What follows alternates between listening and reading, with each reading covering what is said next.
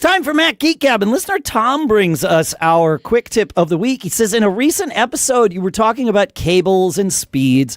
I started buying the smallest zip ties that I could find that come in lots of colors. I put them on the cable right at one of the ends before the little dongle port. I love that name. He says, I cut the extra off so it doesn't stick out much. I use a different color per speed.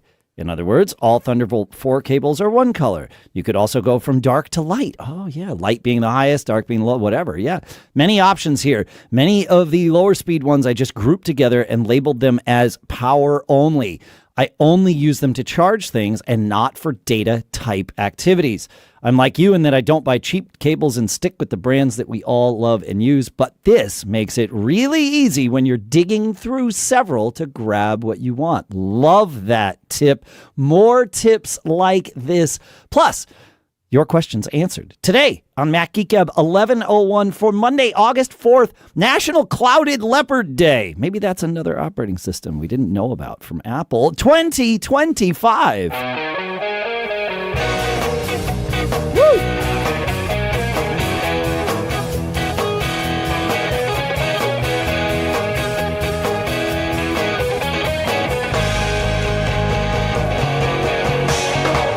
Greetings, folks, and welcome to Mac Geek Gab, the show where we share tips like that you send in or that we find. We share cool stuff found that you send in or that we find. And we share questions that you send in or that we have and hopefully come up with some answers or at least a path to ruling out what the problem is not.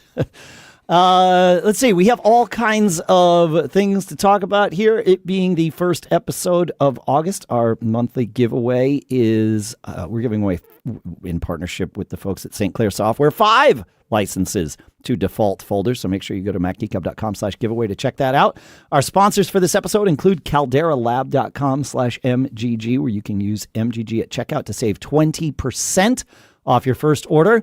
You can also go to fireflies.ai/MGG, the #1 AI teammate that transcribes and summarizes. And at that URL, you get 2 months for free. You can try Constant Contact for free. For 30 days at constantcontact.com.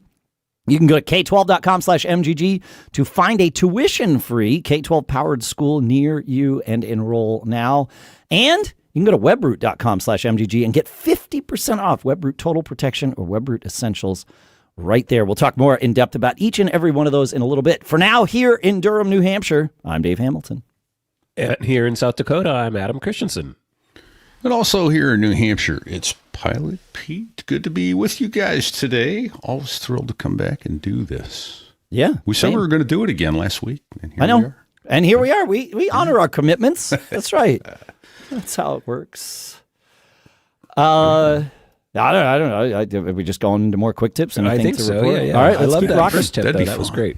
That first tip, this is something I need to find a multi-pack of multicolored little whatchamacallit? Zip ties. Yeah. Thank you, on Amazon, and just buy those because I like in my travel kit.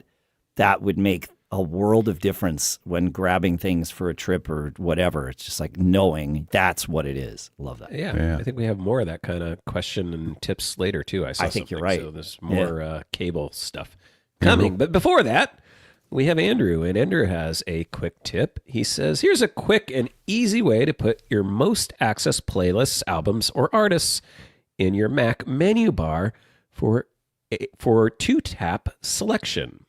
Create and save a shortcut for the playlist, artist, album, or compilation. Drag that shortcut to the menu bar on the left-hand side of the Shortcuts app. Click on the Shortcuts icon in the menu bar and select your playlist. It will open Apple Music, if it's not already open, and start playing on the selected speakers. And you can set it up to play a particular podcast as well. Huh. I love that idea. It's a good reminder that you can put any shortcut you want in the menu bar and trigger it. It could be these things. It could be other things. I wonder if you can make folders in the shortcuts menu bar, right? Because when let me look. I'm looking here. If I go, no. When I hit the plus sign, it just not in macOS 15. So, but that would be an interesting thing to have. Get on it, Apple.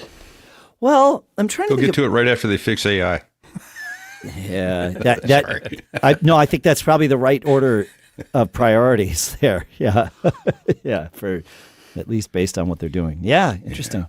Yeah, I like that one. That's good. Huh? That's a smart use of that menu though, like real quick access to those kinds of things. Yeah, it's pretty good. Karl has a tip, another tip about Apple Music, and Karl shares with us that when visiting my sister, she told me that she was having issues getting audio to come out of her iPhone via the Lightning port to a USB in her car. So she's connecting to her car and no audio. I tried both her husband's iPhone and my iPhone, and both of those worked fine. After much searching on the internet, I found out that you have to have the Apple Music app installed and at least one song downloaded onto the phone in order to get audio out of the Lightning port. Yeah.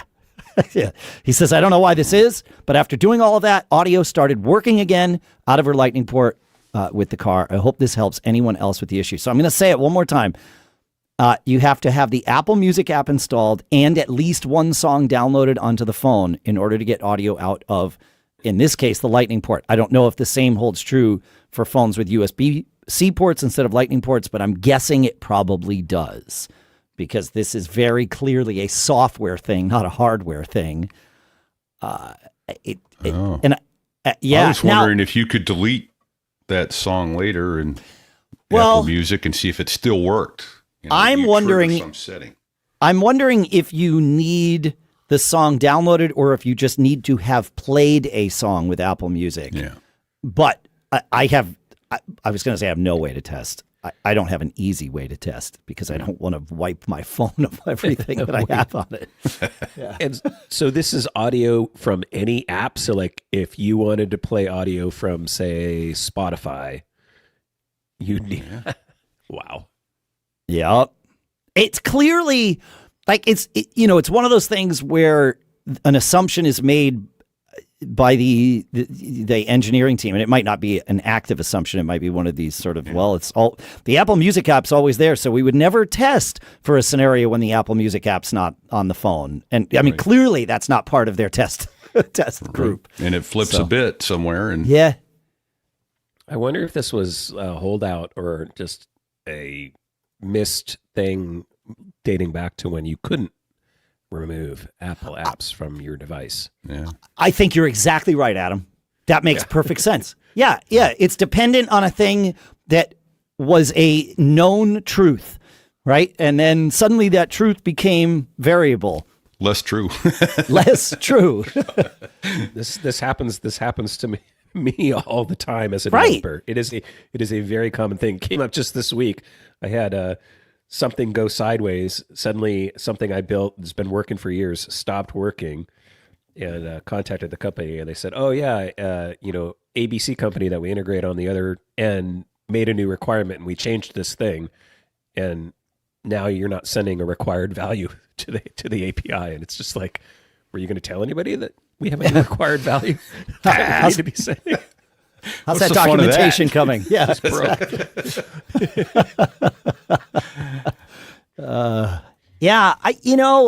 This is one of those things. I wonder if this gets better as more and more programmers leverage some version of AI assistance in coding, because in addition to having the thing helping you write and perhaps debug code, although I've found AI, it's very helpful with the writing of the code. It's not so good with the debugging. But sometimes, but it is very aware of every change that's made, and maybe that then helps with these scenarios. Like, hey, wait, dum-dum, you made this thing that was previously not required. Now it's required.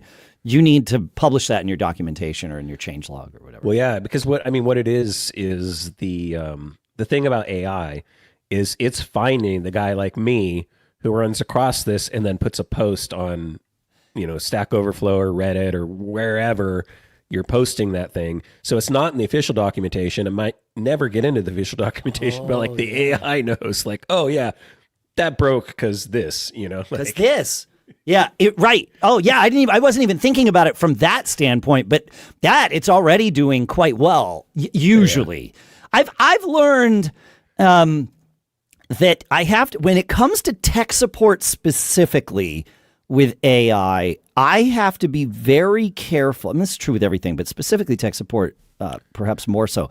I have to be very careful with how I ask the question, because if I have, if I have a theory, if I share that theory as part of my question, even just accidentally, like unintentionally leading the witness, that oftentimes, even though I have it in my instructions, don't try to please me, just tell me what's actually true. It will say, oh, you're absolutely right. This is what the problem is. It's like, no, is it though? So I have to be very, very careful with, like, I feel like I would be an even better prosecutor now because I know how not to lead the witness because I'm trained with it every day. Right. So your point is exactly the thing when it comes to using AI to troubleshoot a problem. And we know this better than anybody on the planet because we've been troubleshooting stuff for people for decades. And, I was always, people would like thank me for, finding solutions to their problems. And they would think that I have some astute knowledge for the past, 10, 15 years. No, I knew how to Google things, but more importantly, I knew how to Google things and then filter. And the problem with the AI is it's not good at the filtering part yet. Right. Because you go to a site and you say, I have ABC problem, or multiple sites usually, which is what it's doing. It's aggregating. But we would do this as humans, right? But we could filter and go, oh, no, that's not really that problem that person says this is the solution. That was the solution for them, but it might be for some other reason, or they were having a slightly different variant of that problem, but it's in that same thread, right? And so the solution's 5 posts down or whatever. The AI is not smart enough to know, like, it's just kind of, well, here's an answer, and a bunch of people liked it or commented on it. That's so it. Maybe that's the right answer. Yeah. It's like, no, that's not the right answer in this case. So, it'll get better. It'll get there. But I mean, that's the advantage we have, right? It's like, we know, that's not quite getting this. Doesn't pass the sniff test. Yeah. But that's really it like I said, finding, not leading the witness, and then also just being objective for a moment before just rolling with exactly what the AI says. Like, does this sound realistic? And if you don't know the answer to that question, you can ask the AI, does this sound realistic as a solution, or are you sure? Yeah. Yep. Are you funning me? Yeah. And those 3 words, are you sure, are some of the best words I've ever passed to an AI, and I do it all the time. Yep. Yeah, I do a similar thing. I'm like, I'll even say, I don't think that's quite the right answer, the thing I was looking for. Like, I don't, like, just you said, that doesn't sound right to me. Like, yeah, it just doesn't sound right. Yeah. That might even be worth making a little text expanded snippet to throw "Are you sure?" in there, The problem is I do it from my phone all the time, although I could do it in the Apple things. One thing I will share, sort of a related quick tip, is, and this especially happens when I'm on my phone, I found I can ask an LLM, usually it's ChatGPT for me, a question, and I don't have to put a question mark at the end. If I type, are you sure, I can hit send. And, on my Mac's keyboard, no big deal to hit a question mark. On the phone's keyboard, there's like a little bit of, hoop-de-hoops. You've got to, extra jogging. Yeah, exactly. So, yep. Yeah. All right. Shall we get back to quick tips? Yeah, Tom has one for us. He says, I had this problem back in the day, but found a solution. And it is fix the permanently incrementing system name numbers. Oh. He says, in system settings, energy or energy saver or battery version dependent do not have prevent automatic sleeping when the display is off. Oh, this was related to, I think, we were talking about the network numbers that keep incrementing. Network names. Yeah, the network names. Sorry. Yep. Yeah. So he says, do not have the prevent automatic sleeping when the display is off disabled and wake for network access enabled. This combination, along with a random bad luck race condition between the proxy and system, causes the system name to increment. So this is in system settings. Yeah. You look at your system name and, the network name starts incrementing, right? So this will solve that problem. So so his instruction is turn off prevent automatic sleeping when display is off and turn on wake for network access. That would make sense. Yeah. Well, I don't know. He says do not have those two. So do not have prevent automatic sleeping when the display is off disabled, along with wake for network access enabled.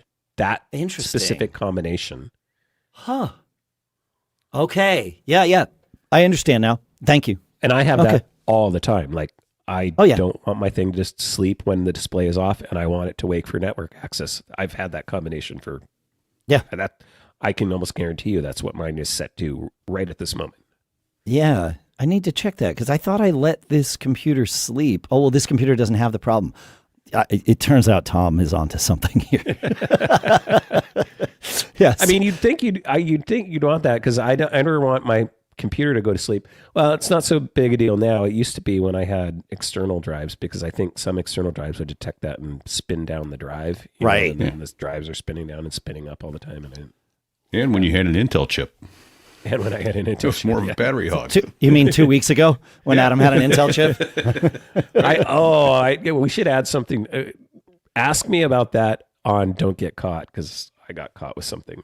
Well, tell us now. We're here. You can't tease us like that. We can come back to quick tips. It's fine. Well, so Dave, I went to go work on some web stuff. And as you know, I have my computer set up with one, homebrew, and two, I have it set up with Apache and MySQL. Okay. None of that stuff works anymore. Well, not without resetting it all up. That's right. But the worst Don't Get Caught part is I didn't export all my databases from my old machine. Like I didn't do a MySQL dump on my databases, and I was going to give that computer to my daughter. I waited several weeks. I'm like, all right, we're cool. We're all cool. I just erased that computer to get it ready to send to her. Oh no! I have all the databases, but they're just the raw like DB files. I think there's going to be a way to recover them, but it's not as easy. Yeah, you're right. I mean, if they're MySQL or MariaDB files or whatever, you can, once you get that engine reset up on your new machine, then you can. It's not as easy if I had just done a SQL dump. And the other thing was like Homebrew was all in the wrong folders because it's different on Intel versus. Yes, it's a mess. So I'm digging out right now. That is a. That is definitely kind of the one thing that does not migrate over the right way at all. It migrated exactly how you would expect it to. It put everything exactly in the same place. And that's the brew problem. command was still working because of the path. Well, not only because of the path, but even because I have Rosetta or whatever installed, right? So it'll just run under the x86 command. Luckily, I did find some instructions. I'll have to go dig them out. Somebody had some instructions for how to migrate Homebrew over. So you can dump all your Homebrew casks from the old environment. Okay. Reinstall Homebrew, and then you can re-import those, and then there's an uninstaller for the x86 Homebrew. So there's like scripts for all that stuff. So that was easy to sort out, but the database stuff is not going to be as much fun. easy to sort out today. When I had to do it years ago, it was not that this fabled instruction set of which you speak had not yet been born into existence. So yeah, All right, okay, that's good to know. Yeah. And you're absolutely right. That's a don't get caught because you don't. It's man. Yeah. All right. We do have more quick tips to return to, and we have your questions answered, and probably even some extremely cool stuff found. The next thing that we would like to do is talk about our sponsors because, well, you know our motto here: don't get caught, and that includes not getting caught looking like you've pulled 3 all-nighters in a row. It's one of the things I love about our sponsor, Caldera Lab. Their eye serum, it's a total game changer, right? Early podcast mornings, no problem.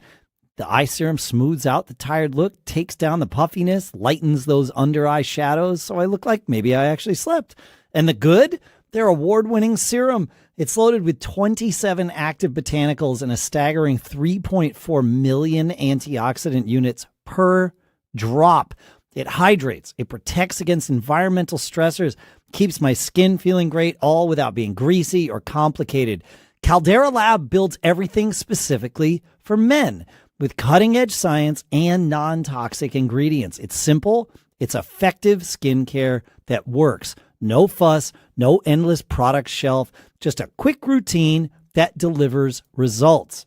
Whether you're starting fresh or just upgrading your routine, Caldera Lab makes skincare simple and effective.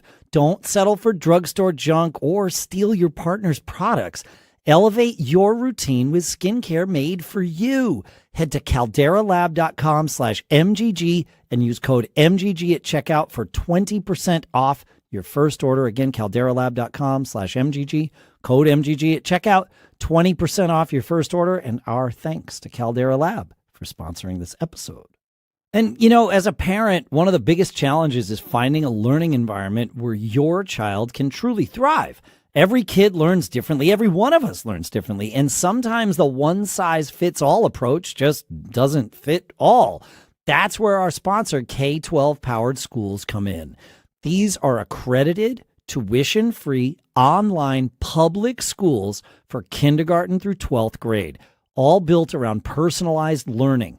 That means your child can learn at their own pace, in their own place, anywhere there's internet. K-12 state-certified teachers are specifically trained to teach online using hands-on, innovative technology to make lessons interactive and engaging. And it's not just about academics. They offer social opportunities, extracurriculars, and even in-person events so students stay connected. With over 25 years of experience, K-12-powered schools have helped more than 3 million families give their kids the skills they need for the future. Don't get caught thinking there's only one path to a great education. Join the more than 3 million families who have chosen K-12 and empower your student to reach their full potential now. Go to k12.com/MGG today to find a tuition-free K-12-powered school near you and enroll now. That's the letter K, the number 12.com/MGG, k12.com/MGG. And our thanks to K-12-powered schools for sponsoring this episode. And, you know, if you've ever walked out of a meeting thinking, wait, what did we actually decide? Our sponsor, Fireflies, is about to be your new favorite teammate. I've used it myself. It's super easy.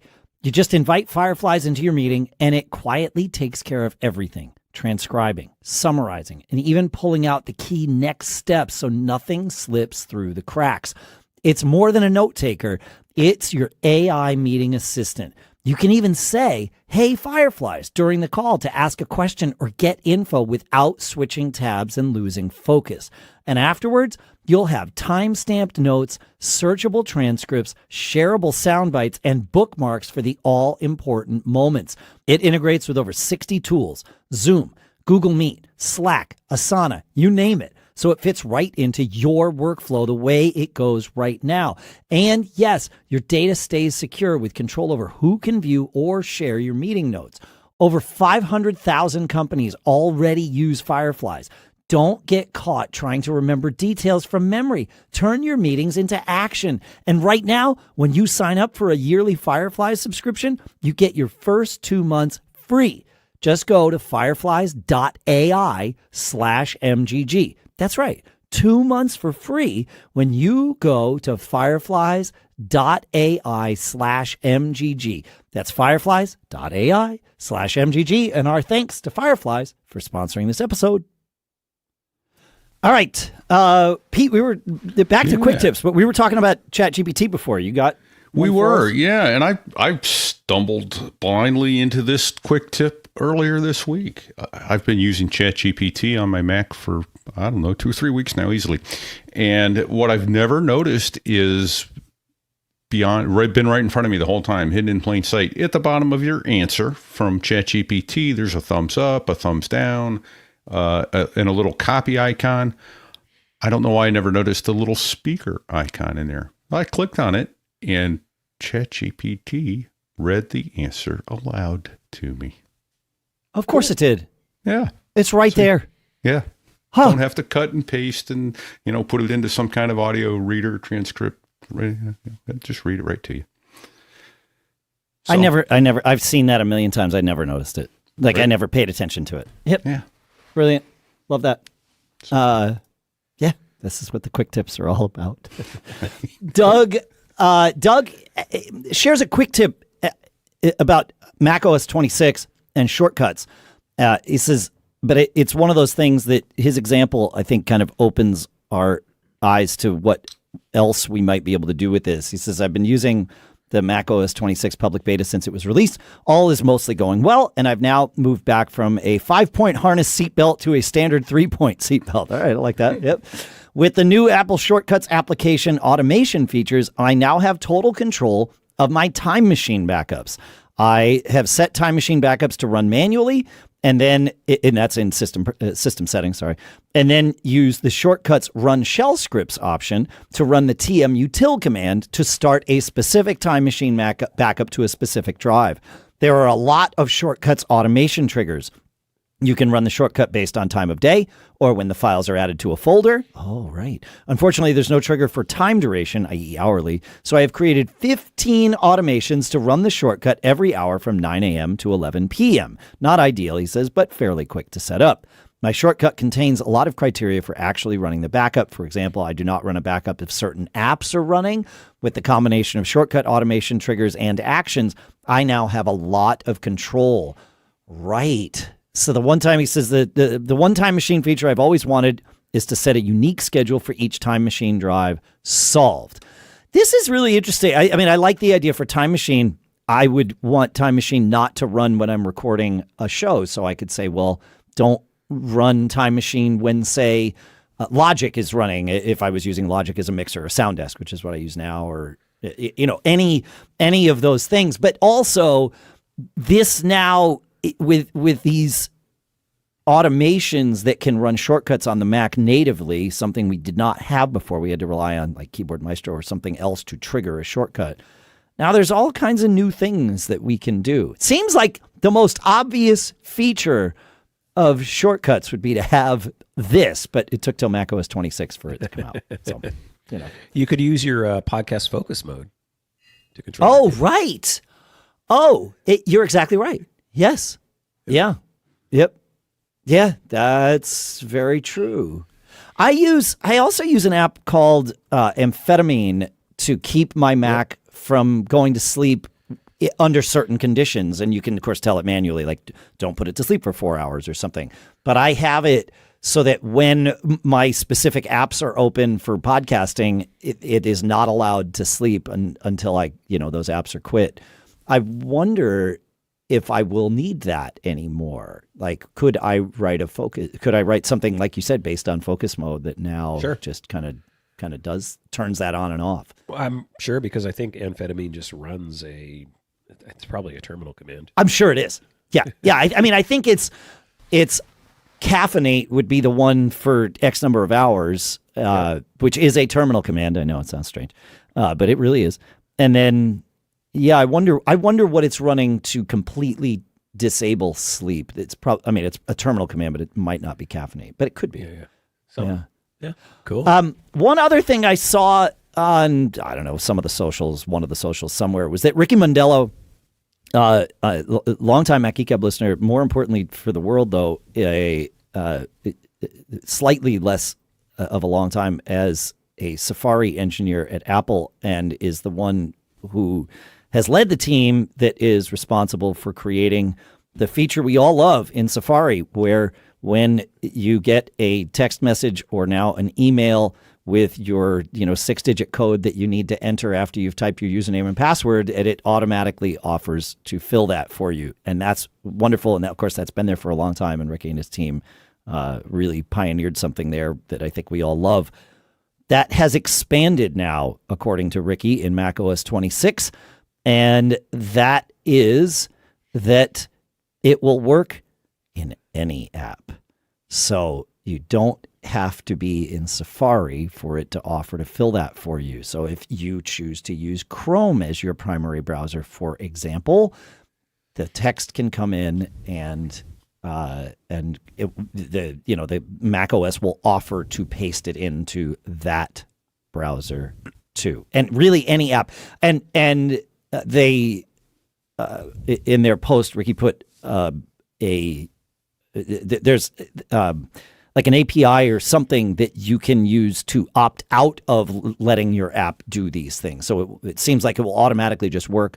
But if there's an app that it doesn't make sense to have these things pasted in, then of course you can say, please don't do that in my app.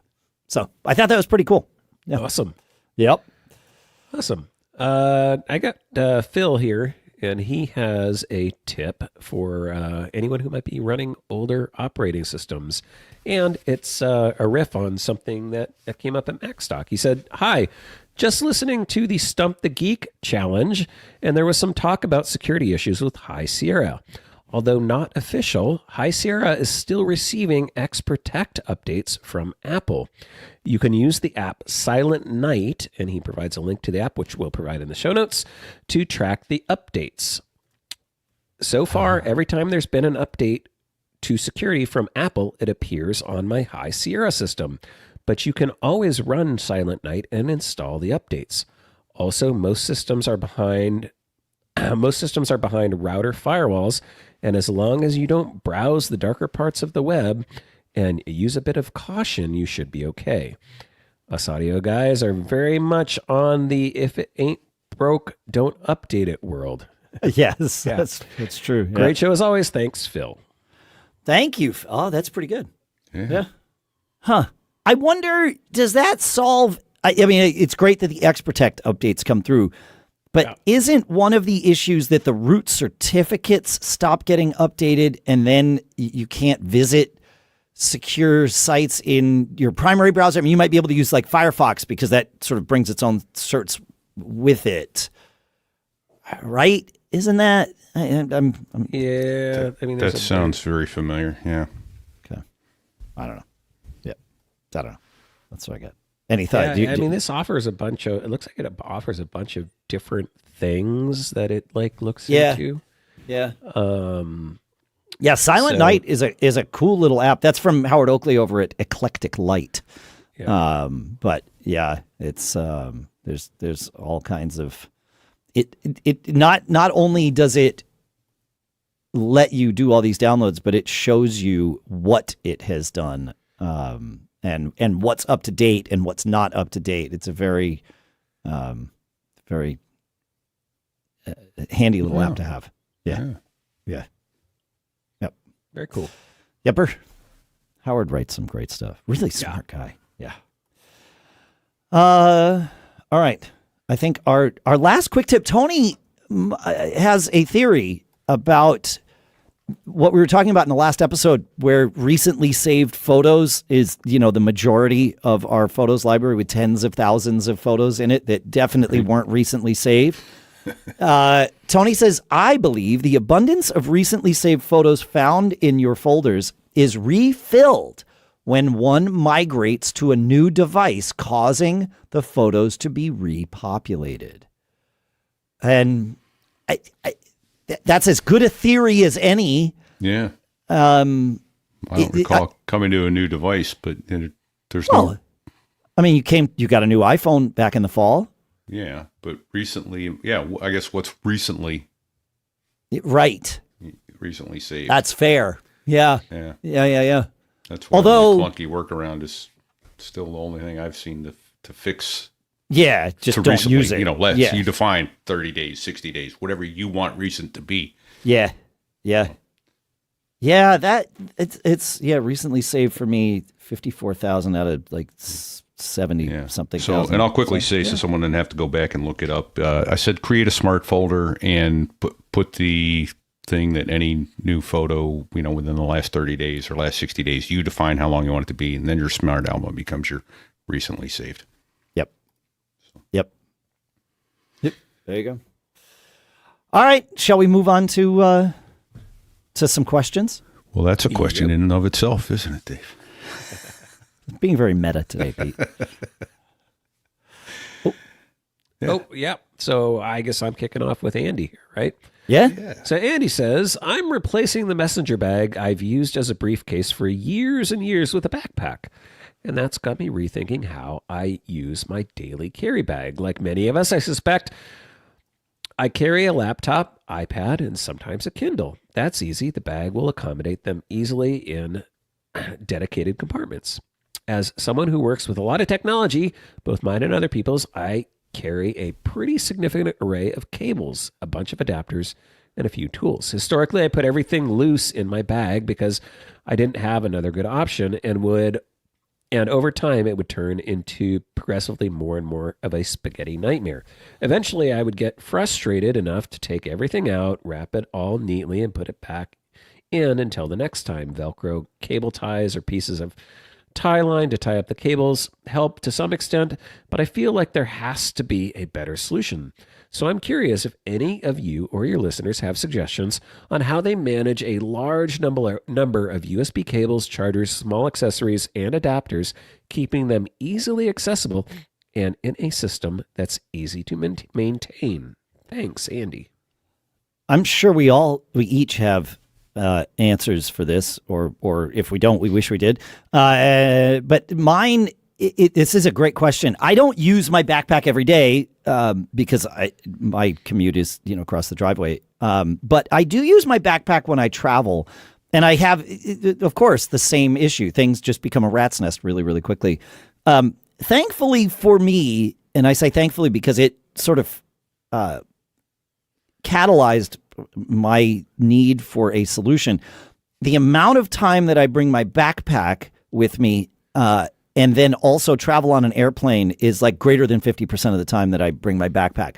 And with that, I needed to come up with a system so that I could get myself on the plane and be very efficient about taking the things out of my backpack that I need or want to have it sort of in the seat back pocket for the flight. And then I can either stow my backpack under the seat and not need to mess with it back and forth, or if there winds up being room in the overhead bin last minute, I can toss it up there and I also don't need to worry about it.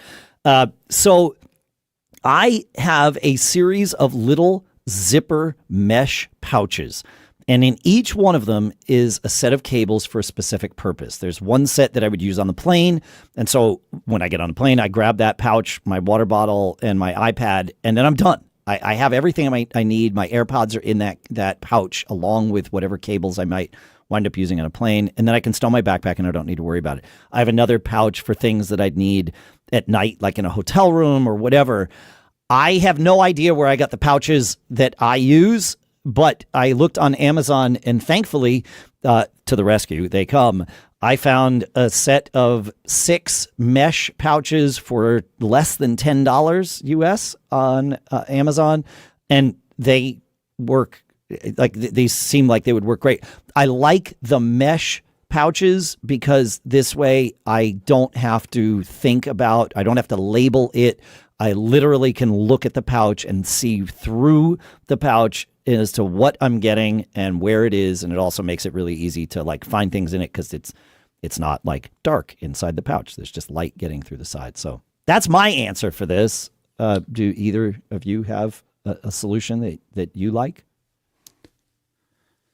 I guess I'll go because Adam said pre-show, he doesn't travel as much, and so I kind of get that.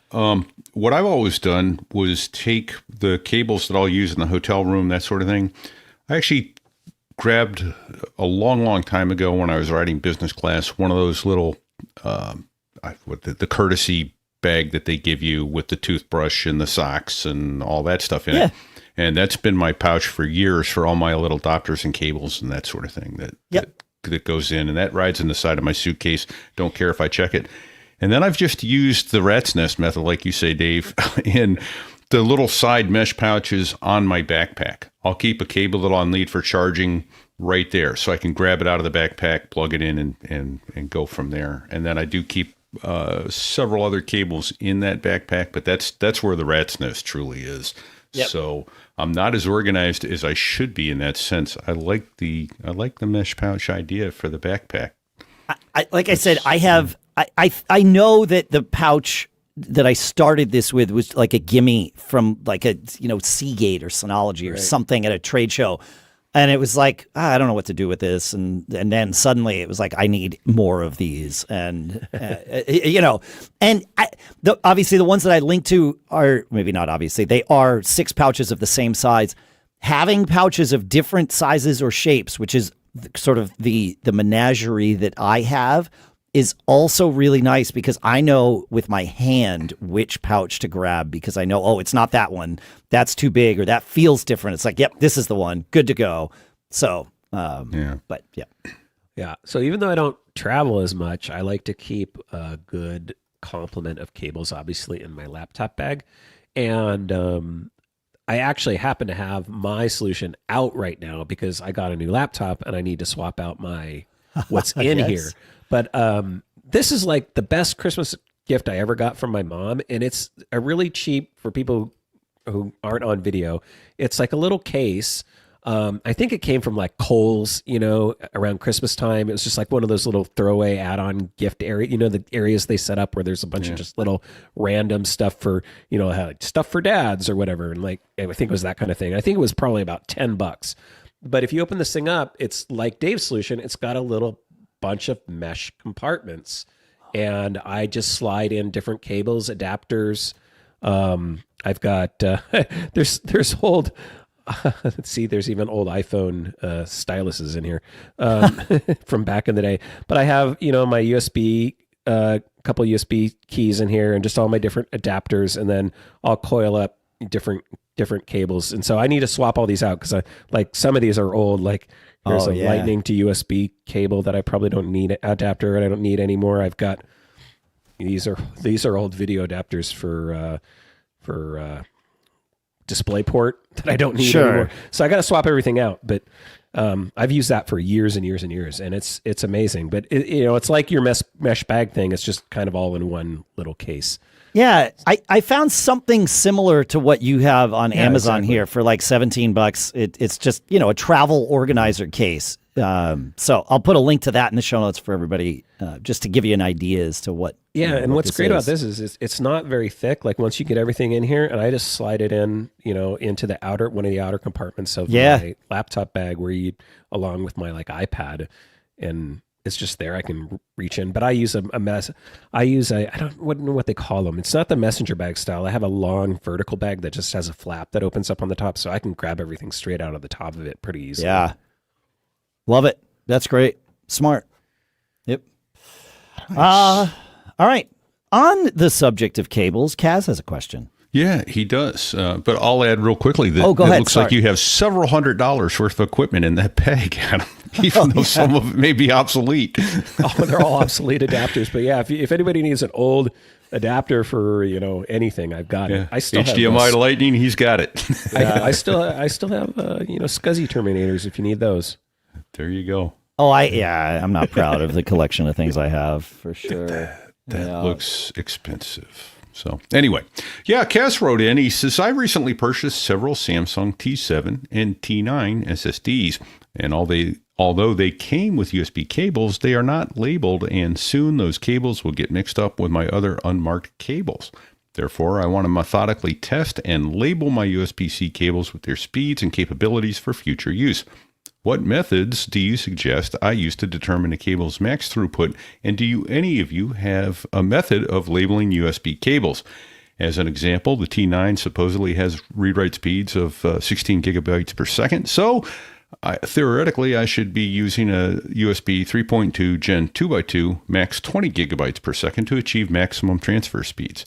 But how do I tell a USB 3.2 Gen 1 or Gen 2 with 5 to 10 gigabytes per second, respectively, from the USB 3.2 Gen 2x2? Thank you for all you do, Kaz. Well, Kaz, I think Tom opened the show with the answer to your second question with the zip ties, the multicolored zip ties. I think that's one of the most brilliant things that we've had come in, and I love that both of your emails came in the same week. I for testing, I do one of two things.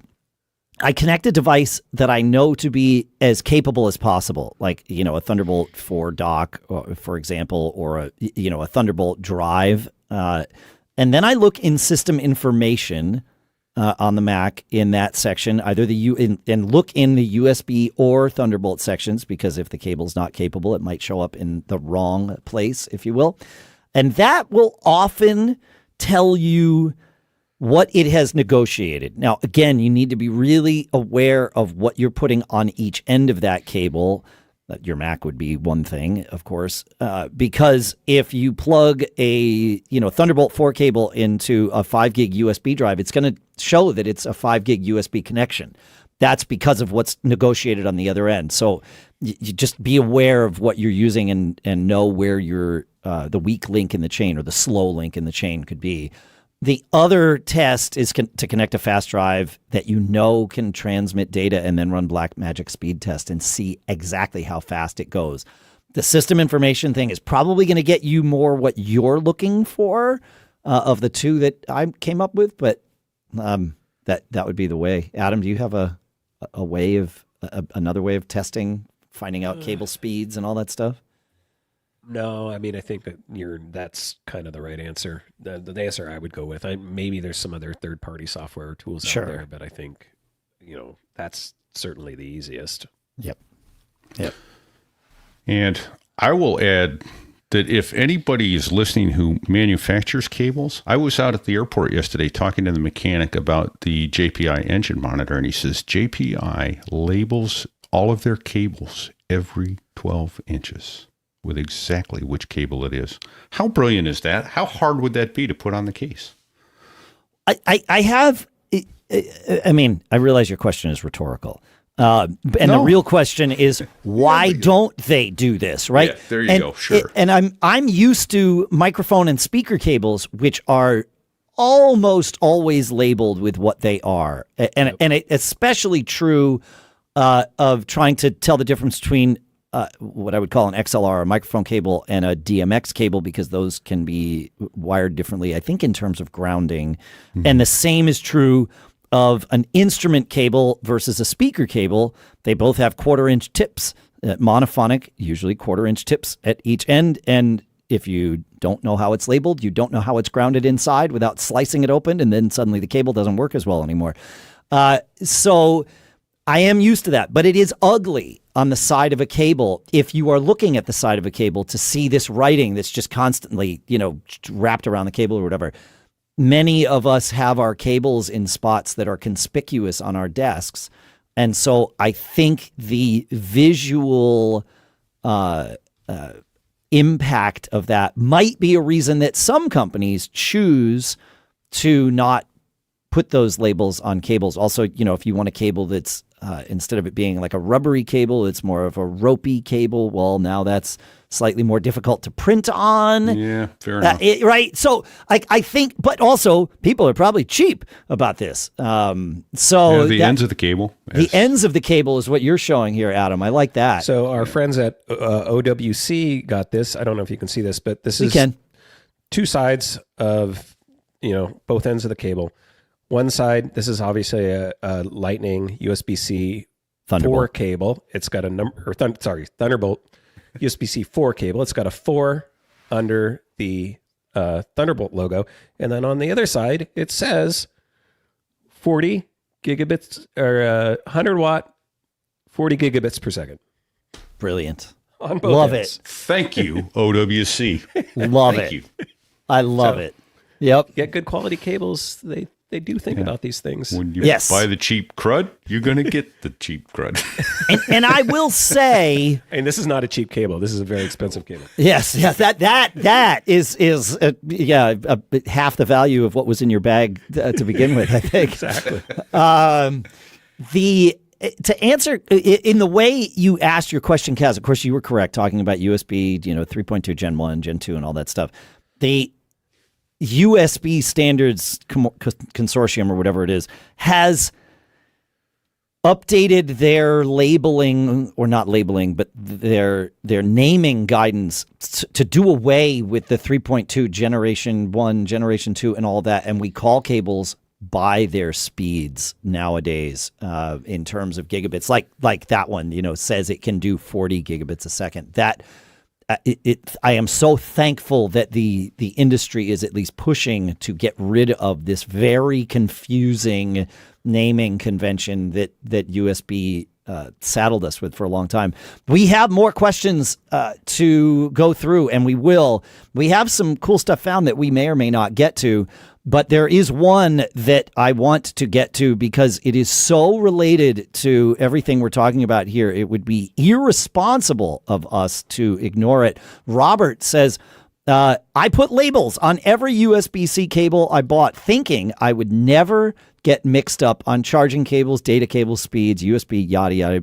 But it was a pain in the ass and it never really works. He says, so I bought a bunch of inline USB-C power meters that work on any USB-C cable, and I put one in each of my go bags so that I have them everywhere.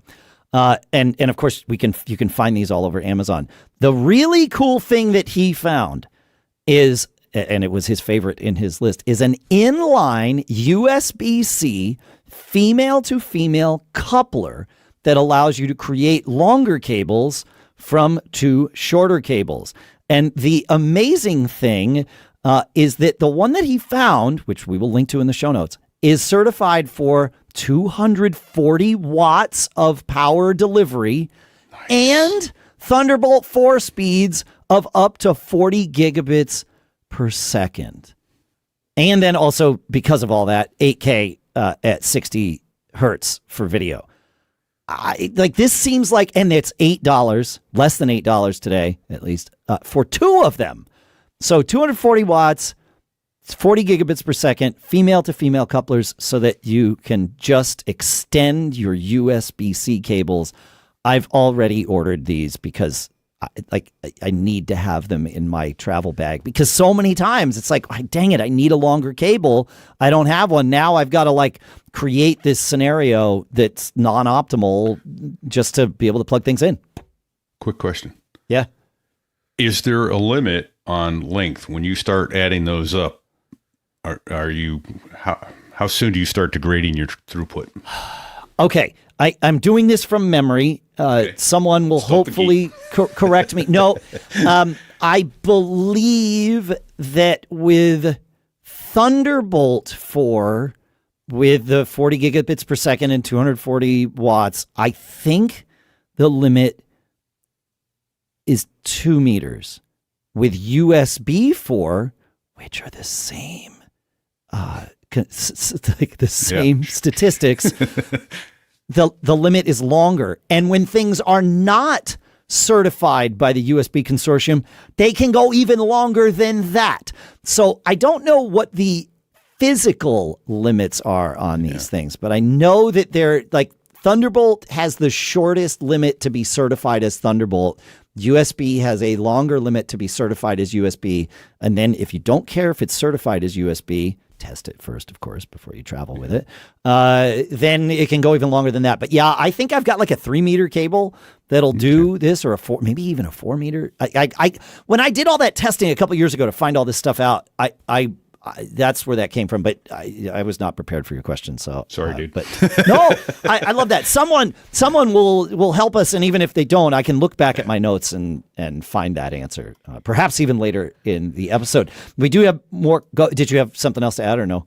No, I was just going to say, as pilots, we try not to do that to each other, especially on check rides, in front of the FAA. Hey, what's the tire limiting speed? Why, I don't know that. You failed. That's right. Well, that's when we need to refer back to our pre-show conversation and start asking questions as though the initial question were, what's the airspeed of an unladen swallow? And it's like, well, it depends. Was the rubber made in Kentucky for that tire, or was the rubber made in Florida? Because that's going to change things. And asking questions that even the FAA examiner might be going like, wait, what were these guys? Whoa, they are sharp. Look at that. Yeah. So while we think about, we'll think about all of that. We'll get to more questions. The next thing that we want to do is talk about our sponsors. Because, running a business today can feel like trying to keep your network online during a lightning storm. Unpredictable, a little scary, and one wrong move throws everything offline, and that's why growth is key, and why I'm so glad to work with our sponsor, Constant Contact. Marketing has always been one of the trickiest parts of running any business, right? It's not just about sending emails, it's about saying the right thing to the right people at the right time. And who's got the time to figure out all of that while you're running everything else? Constant Contact's all-in-one marketing platform makes it so much easier. Email, text, social media, events, landing pages, all in one place. Their AI content generator turns your rough ideas into polished messages fast. Plus, with hundreds of templates, you can make it all look exactly like your brand. They make it so easy. You get automated sending, real-time reporting, and a 97% deliverability rate. So your messages actually get seen. It's no wonder over 500,000 small businesses trust Constant Contact. I'm so glad I found Constant Contact, and we're so eager to get started here with one of my other businesses. It's going to be great. You can do it too. Get a free 30-day trial when you go to ConstantContact.com. Try Constant Contact free for 30 days at ConstantContact.com. Again, ConstantContact.com. Don't get caught with your marketing stuck in the spam folder. And our thanks to Constant Contact for sponsoring this episode. And, I just set up my Webroot account, our next sponsor here, and I've got to say, I'm really impressed. The dashboard is clean, it's easy to use, and I'm already seeing ways that this is going to help me protect, my extended family's Macs and all of that stuff.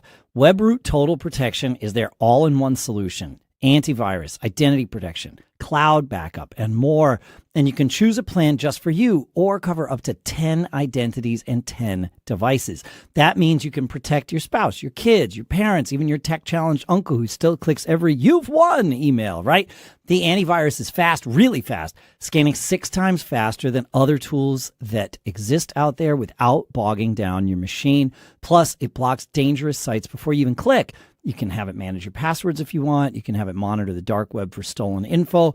It's real modern protection that fits into your life without getting in the way. You get 50% off of Webroot Total Protection or Webroot Essentials when you go to webroot.com/MGG. So you got to check this out. Again, 50% off Webroot Total Protection or Webroot Essentials when you go to webroot.com/MGG. Let's all learn about this together. And hey, live a better digital life with Webroot. And our thanks to Webroot for sponsoring this episode. All right, I think we got time for a couple more questions. Sure, I'll kick it off with Roger. Roger says, I would be grateful if you could help me with my iPhone 16 Pro making pocket calls. Both my 15 and now 16 phones make uncommanded calls to my contacts when I put my phone back in my pocket after making or receiving a call. I Googled it and have turned off just about everything, including Siri. I click the phone off after a call. I have called Apple support twice about this. The first time a second-tier tech not believing the phones do this. I have even erased the phone and reinstalled the OS and data. Last Saturday, the phone made 2 calls in quick succession to different contacts. Oh no. I don't know what else to do other than to now erase the phone and treat it as new without installing a backup, manually reinstalling the contents, which would be a pain. I don't think you're going to have to do that.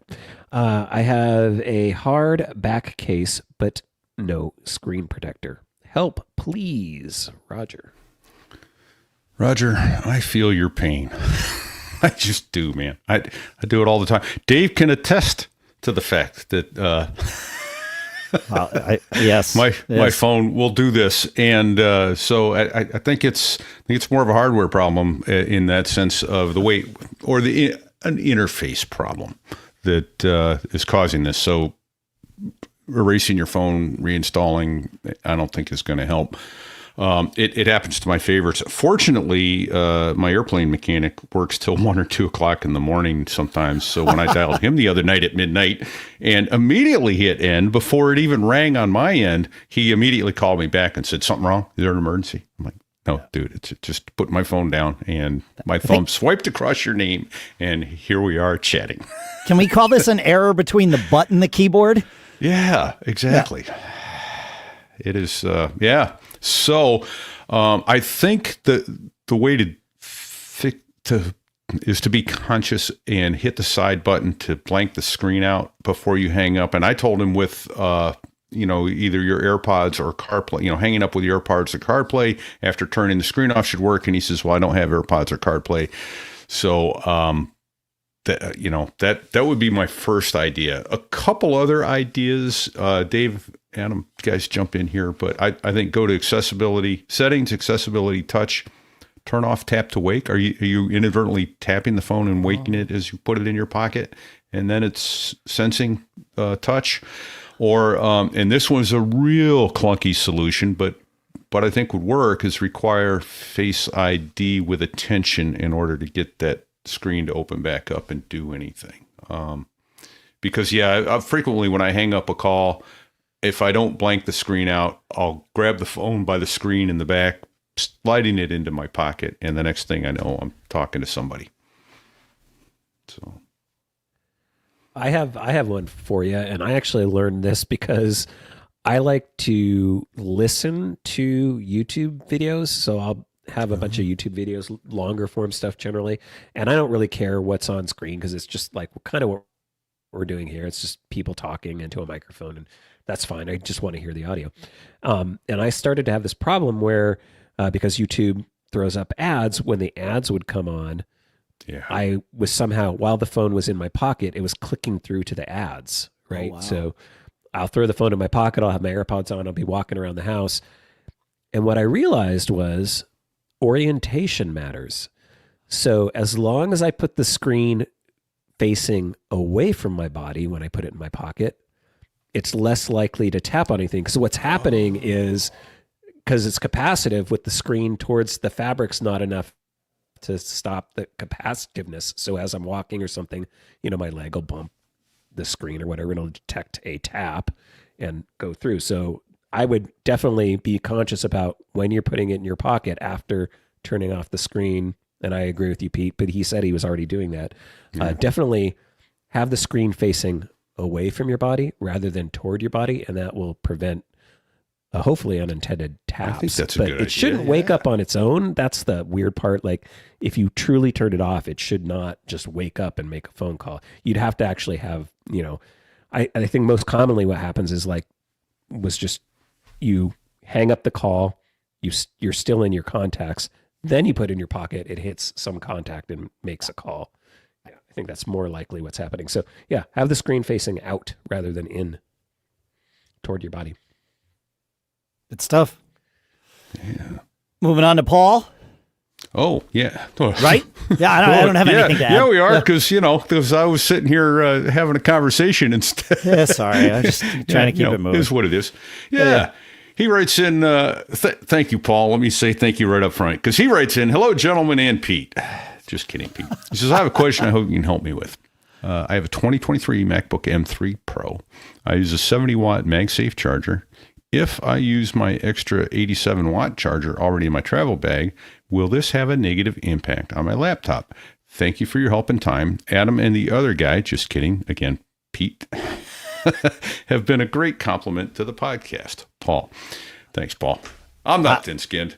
After I get my Kleenex. That's right. Yeah, thankfully none of us are. I agree. I like the dynamic we have here. It's a good thing. Yeah.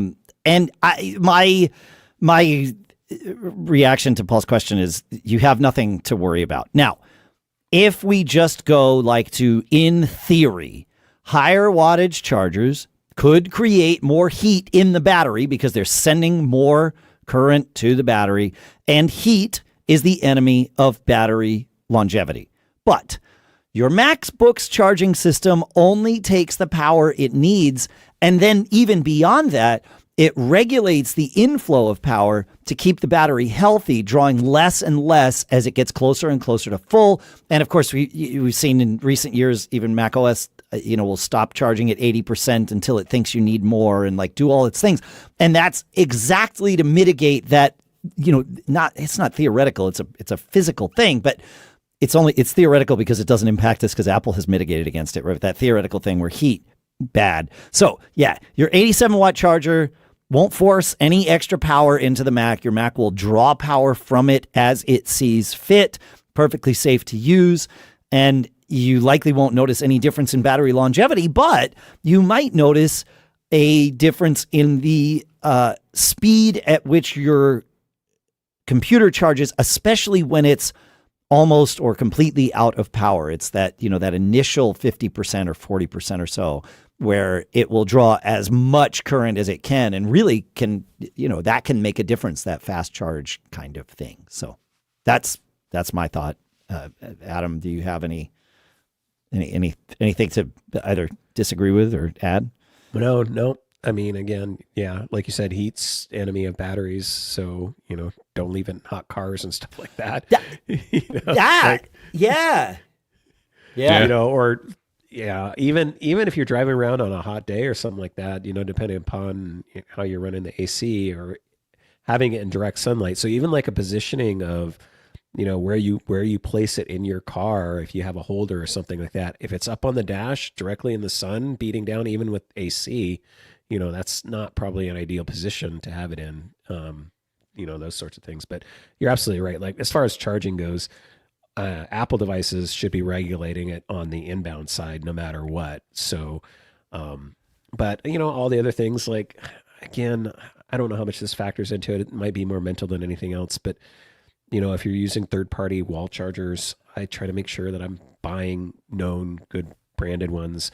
We had a couple tips about, things you can use to test the current on those things to make sure it's, coming out correctly. But again, your Apple devices should be regulating it on the inbound side anyway.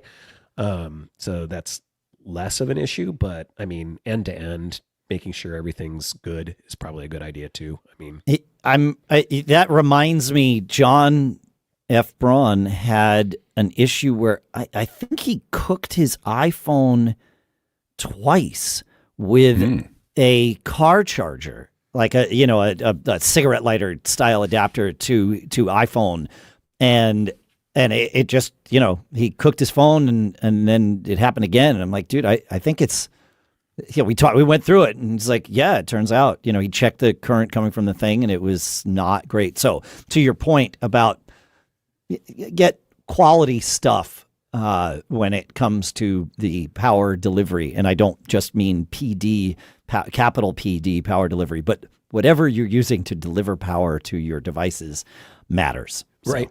So related to that, when you're traveling, there are many places to plug your phone into that will give you power, or your things into that will give you power. I usually try to find an outlet and use my own adapter. I don't trust any of those little things. They're like the lamp. What could go wrong? Let's just plug into the lamp at the hotel. 240 volts. Boom. Yeah. Again, your iPhone should have circuitry to help with that, but I'll say I've noted recently that I have gotten the little alert that says battery will resume charging when the iPhone when battery returns to normal temperature. So I'm assuming the computer has that same technology in it as well. So in spite of my attempts to cook my battery, it's now gotten smarter than me. So, which is, and I'll take it. That's a good thing. Yeah. These things aren't cheap. And we keep saying your Apple devices will regulate the power, the inbound power. It's not just Apple devices that do this. Every Android phone worth its salt also does the same thing. Like this isn't something. I'm sure Apple has their own patents on how they've chosen to do it and all this other stuff. But everybody is aware of this and makes their devices so that they keep themselves as safe as they can. Well, again, like. You're talking about Android. You're talking about Apple. I said Android devices worth their salt. That cheap toy or that IoT thing that you bought. Like, I don't know, man. Oh, yeah.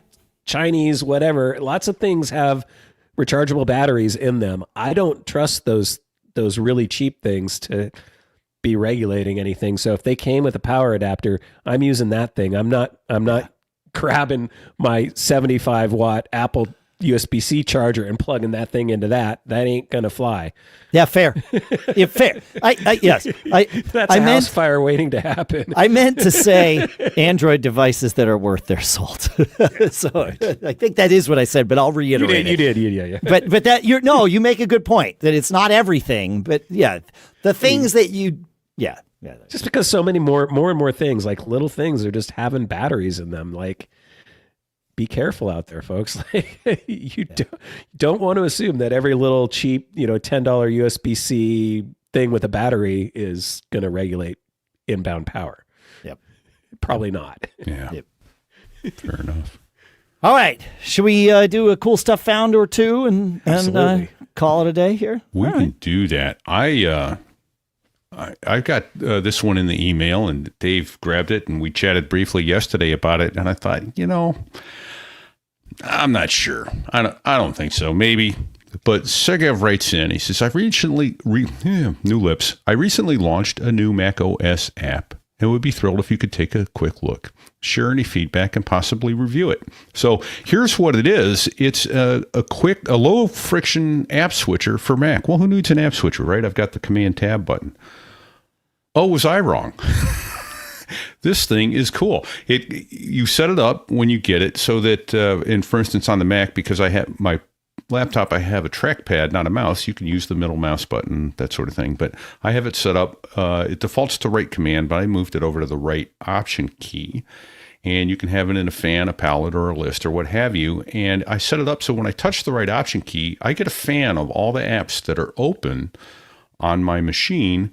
I hover the mouse over the app I want to switch to and release the option key, and boom, I'm there. It's fast. It graphically puts it, and so you aren't hitting the tab key over and over and over again because it's 14 apps down in the list. It's right there. Segev, I think the app is called Dory, D-O-R-Y. I think you stumbled onto something pretty cool here. Nicely done. It's yeah. I don't know what a better way to say it. It's an app switcher, right? Who needs an app switcher? I don't think I do. Oh wait, I like this. So the Dory app switcher. I could see someone like my wife who is less technically inclined to play with the computer, that sort of thing, being very much interested in this because it's so graphically pretty to put it. Interesting. Your apps in front of you. Yeah. So nicely done, Sergey. Huh. Yeah. Cool. Nice. We got a note from in the spirit of the people who made it telling us about it. We got a note from our friends at MacPaw about a feature that has been added to CleanMyMac called Cloud Cleanup. And this is a simple, secure way to manage your storage space, not just on your Mac, but across iCloud, Google Drive, and OneDrive all in one place. So I don't know that something like this has existed before in that way. That's all right. Yeah. So I haven't messed with it a whole bunch, but I like. I mean, it looks great. Like it just. Yeah. I like that. Yeah. Yeah. So, very cool. Very cool stuff. I meant to mess with it. I just haven't. I've been coming back online here. My reminders list is only 4 times as long as it should be after the mania of the month of July, which is fine. As we're getting there. Yeah. There you go. Yepper. Richard wrote in and told us about VueScan. He writes, Adam brought up the subject of scanning, and it occurs to me that I don't ever recall you mentioning Hamrick Software's VueScan. That's VueScan application for Mac. I had a nice SnapScan 1500M from Fujitsu, but after upgrading my OS a few years back, support went away. I found VueScan, and it has been a lifesaver for anyone with a scanner that either no longer works due to a software update, or for anyone that needed a lot more scan features. This is a great application.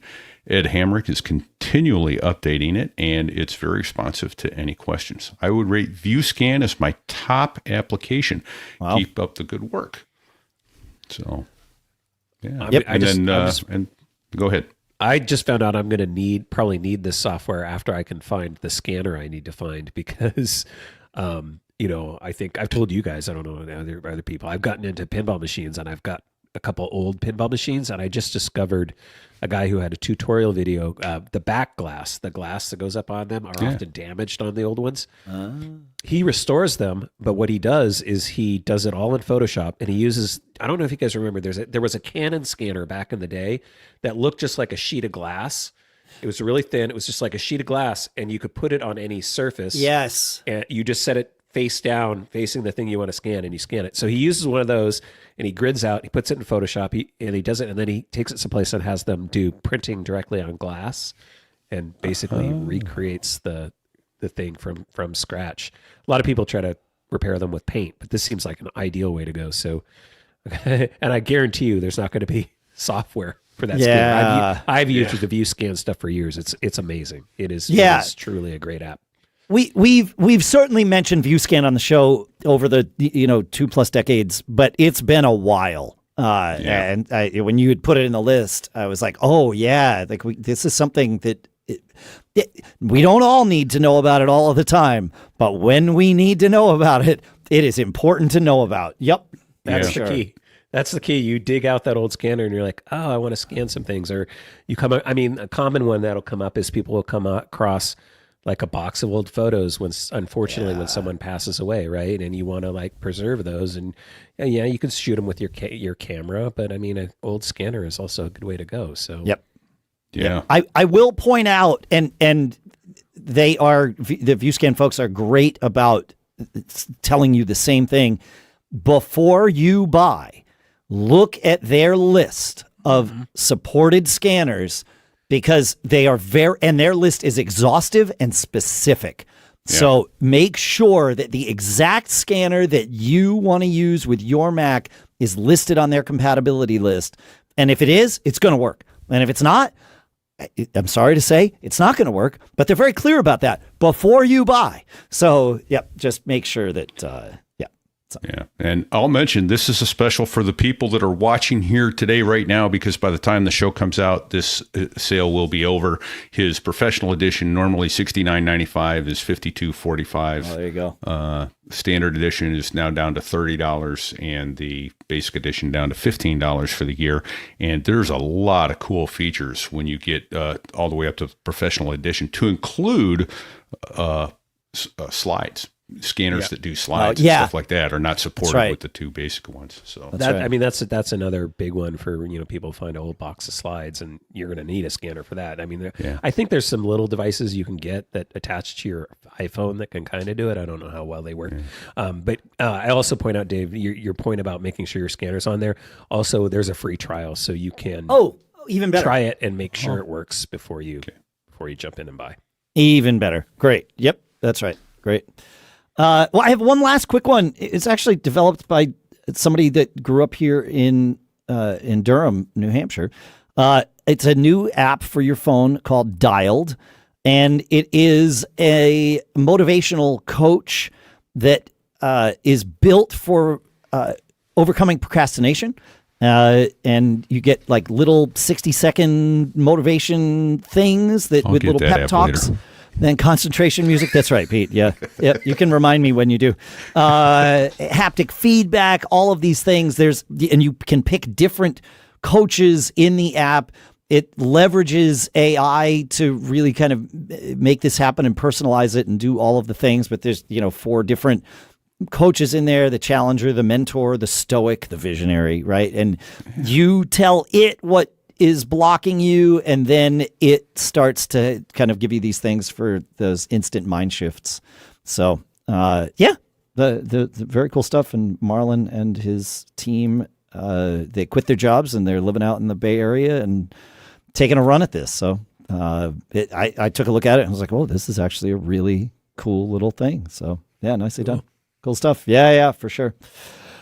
I think that's what we have. And Adam, if it's the first Friday of the month, right? Oh. So is the siren going to go off soon? It should start here in a second. Although Okay. I got to experience it for real this Uh-oh. week. That was fun.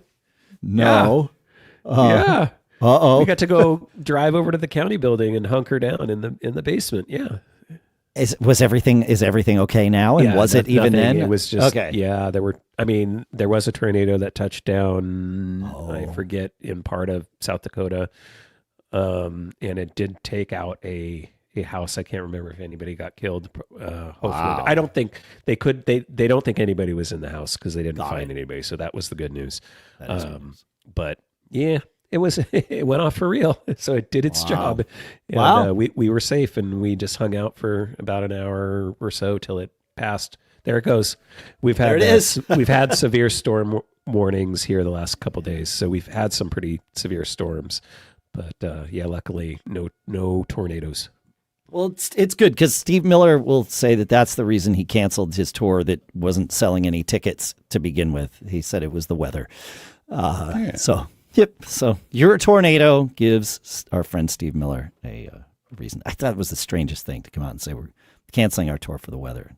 Yet, like, you could look at all the seats that were still available on Ticketmaster. It's like, I don't think that's the reason, Steve, but okay.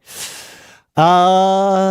All right. Well, that's what we got. Make sure to visit macgeekgab.com/giveaway for your chance to win one of 5 licenses.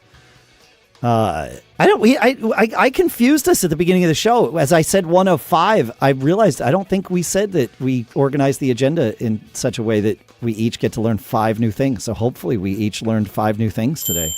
There it is. Yeah. Thanks to Cashfly for providing all the bandwidth to get the audio episode from us to you.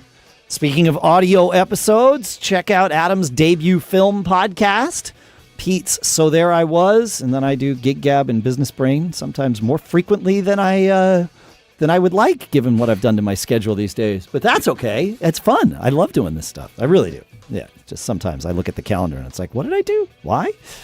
And I don't have an answer for that. Yeah, thanks for hanging out with us. Good stuff. Feedback at macgeekgab.com. Oh, you heard him. Feedback at macgeekgab.com. That was feedback at macgeekgab.com. Yupper. I can't believe we almost didn't mention that. I know. I thought about it a few times, but we were rolling. Like, there was a lot of stuff. This was action-packed, man. Yeah. And you're back up to speed, it seems. I am, yeah. Well, good. Yeah, thank goodness, man. That was not fun. Lyme disease, do not recommend. 0 out of 5 stars. Take care of yourselves. And the one thing I learned with Lyme disease, it is an atypical illness because most of the symptoms are subjective. So the patient is the one that knows the most about the impact of the illness. And it's really easy for, a guy in his mid-50s to be dismissed at the doctor's office when you go in and you say, my back hurts or my leg hurts, right? They're like, yeah, welcome to the club, buddy. So, but really it was an interesting thing. So if you know something is wrong, don't get caught. Tell your doctor. That was really a big part of my diagnosis on that and treatment's easy once the diagnosis happens. So, have fun. Don't get caught. And we'll see you next week. Made on Mac. See ya. Later.